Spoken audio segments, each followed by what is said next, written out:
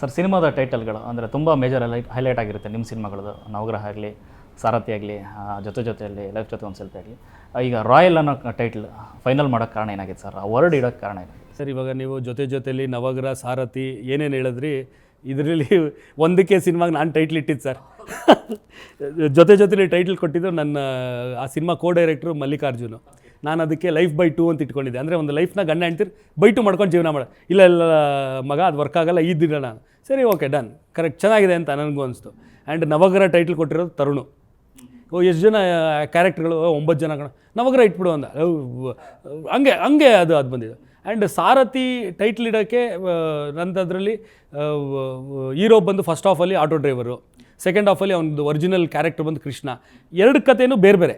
ಅಂದರೆ first ಹಾಫಲ್ಲಿ auto driver ಆಗಿರುತ್ತೆ, second ಹಾಫಲ್ಲಿ ಅವನು ಬೇರೆ, ಅಂದರೆ ಕ್ಯಾರೆಕ್ಟರ್ ಸೇಮು ಬಟ್ ಅವನ ಜರ್ನಿ ಲೀಡ್ ಆಗೋದು ಬೇರೆ ಥರ. ಫಸ್ಟ್ ಜರ್ನಿ ಬೇರೆ, ಸೆಕೆಂಡ್ ಜರ್ನಿ ಬೇರೆ.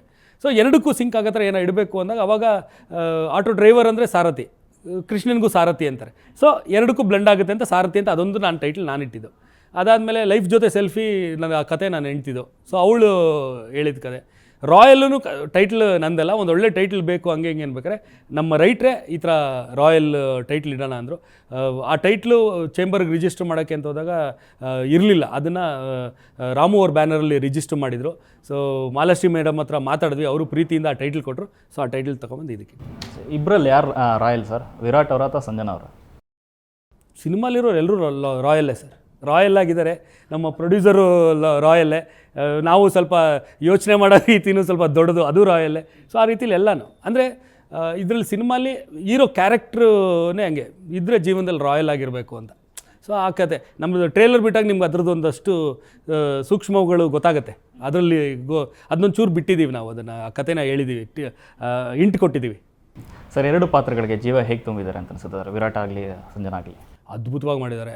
ಸ್ಪೆಷಲಿ ವಿರಾಟ್ ತುಂಬ ಅಂದರೆ ತುಂಬ ಆಲೋಚನೆ ಮಾಡ್ತಾರೆ ಅವರು.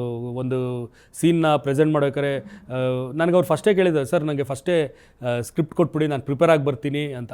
ನಾನು ಏನಕ್ಕೆ ಪ್ರಿಪೇರ್ ಎಲ್ಲ ಡೈಲಾಗ್ಸು ಹಂಗೆ ನಾನು ಇಲ್ಲ, ನಂದು ಎಲ್ಲ ಸಿನಿಮಾಲು ನಾನು ಆರ್ಟಿಸ್ಟ್ಗೆ ಅವ್ರದ್ದು ಬಿಡ್ತೀನಿ, ನಾನು ಡೈಲಾಗ್ ಕೊಡ್ತೀನಿ, ಈ ಡೈಲಾಗ್ ಇದೇ ಥರ ಹೇಳಬೇಕು ಅನ್ನೋದು ನಾನು ಯಾರಿಗೂ ಹೇಳಲ್ಲ. ಅವರು ಈ ಡೈಲಾಗ್ನ ನಿಮ್ಮ ಸ್ಟೈಲಲ್ಲಿ ಹೇಳಿ, ನಂಗೆ ನಿಮ್ಮ ಸ್ಟೈಲ್ ಬೇಕು.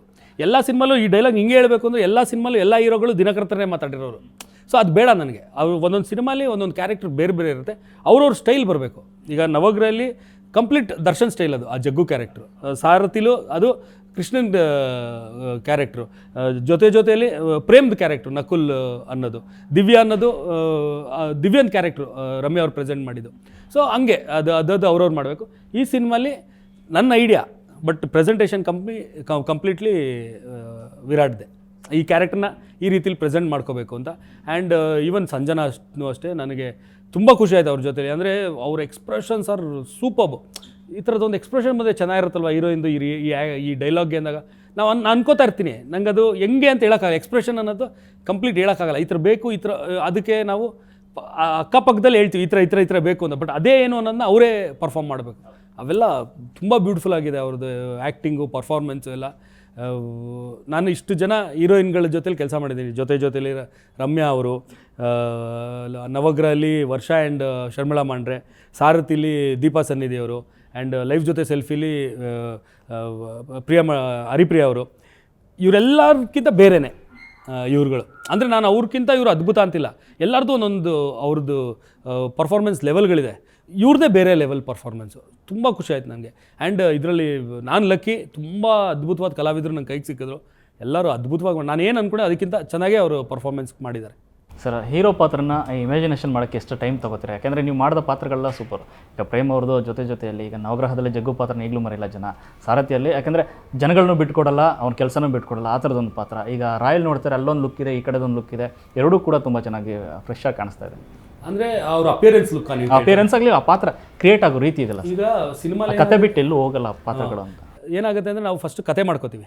ಕತೆಯಲ್ಲಿ ಈ ಒಂದು ಹೀರೋ ಕ್ಯಾರೆಕ್ಟ್ರು ಅಂತ ಅನ್ಕೋತೀವಿ. ಆ ಕ್ಯಾರೆಕ್ಟ್ರು ಆಮೇಲಿಂದ ಆ ಕ್ಯಾರೆಕ್ಟ್ರು ಯಾವ ಥರ ಇರುತ್ತೆ, ಆ ಕ್ಯಾರೆಕ್ಟ್ರದ್ದು ಎಜುಕೇಷನ್ ಲೆವೆಲ್ ಏನು, ಆ ಕ್ಯಾರೆಕ್ಟ್ರದ್ದು ಬಾಡಿ ಲ್ಯಾಂಗ್ವೇಜ್ ಏನು, ಆ ಕ್ಯಾರೆಕ್ಟ್ರು ಯಾವ ರೀತಿಲಿ ಪ್ರೆಸೆಂಟ್ ಆಗ್ತಾನೆ, ಅವೆಲ್ಲ ಒಂದಷ್ಟು ಅನ್ಕೋತೀವಿ.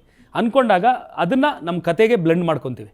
ಅದಾದಮೇಲೆ ಡೈಲಾಗ್ಸ್ ವರ್ಷನ್ ಸ್ಟಾರ್ಟ್ ಆಗುತ್ತೆ. ಈ ಕ್ಯಾರೆಕ್ಟ್ರು ಈ ಥರ ಇಂಥ ಸಿಚುವೇಶನ್ಗೆ ಹೆಂಗೆ ಮಾತಾಡ್ತಾನೆ. ಸೊ ಅದನ್ನು ಎಷ್ಟು ಕಮರ್ಷಿಯಲ್ ಆಗಿ ಹೇಳೋದು, ಜನ ಎಂಟರ್ಟೈನ್ ಆಗೋ ಥರ ಹೆಂಗೆ ಡೈಲಾಗ್ ಹೇಳೋದು, ಸುಮ್ಮನೆ ಏನೋ ಒಂದು ಆಯಿತು ಬರ್ತೀನಿ ಮನೆಗೆ ಅನ್ನೋ ಥರ ಅಲ್ಲ, ನೆಕ್ಸ್ಟ್ ಎಲ್ಲಿ ಬರ್ತೀನಿ ನೋಡು ಆ ಥರ ಅದೆಲ್ಲನೂ ನಮ್ಮ ರೈಟರ್ಸು ನಾವೆಲ್ಲ ಡಿಸ್ಕಸ್ ಮಾಡ್ತೀವಿ. ಆ ಕ್ಯಾರೆಕ್ಟ್ರಲ್ಲಿ ಇರಬೇಕದು. ಈಗ ದಿನಕರ್ಗೆ ಕೇಳಿದ್ರೆ ಒಂದನ್ನು ಹೆಂಗೆ ಹೇಳ್ತಾನೆ, ಬಟ್ ರಾಯಲಲ್ಲಿ ಕೃಷ್ಣನ್ ಕ್ಯಾರೆಕ್ಟರ್ಗೆ ಕೇಳಿದ್ರೆ ಅವ್ನು ಹೆಂಗೆ ಹೇಳ್ತಾನೆ, ಆ ಥರ ಎಲ್ಲನೂ ಡಿಸ್ಕಷನ್ ನಡೆದು ಹಂಗೆ ಅದು ರೆಡಿ ಆಗುತ್ತೆ ಕ್ಯಾರೆಕ್ಟರ್.